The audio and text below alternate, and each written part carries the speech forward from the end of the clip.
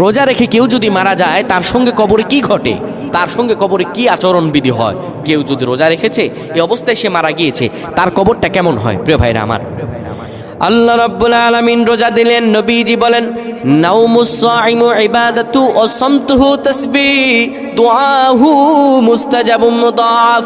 বিশ্ব নবী মুহাম্মদুর রাসূলুল্লাহ বলেন, রোজা এমন একটা ফজিলতের বিষয়, কেউ যদি রোজা রেখে ঘুমায় আমার আল্লাহ তার আমলনামা লিখতে থাকেন। অসমতুহু তাসবিহ, কেউ যদি রোজা রেখে চুপ থাকে, ওই চুপ থাকাটাও তাসবিহ হিসাবে কাউন্ট করা হয়।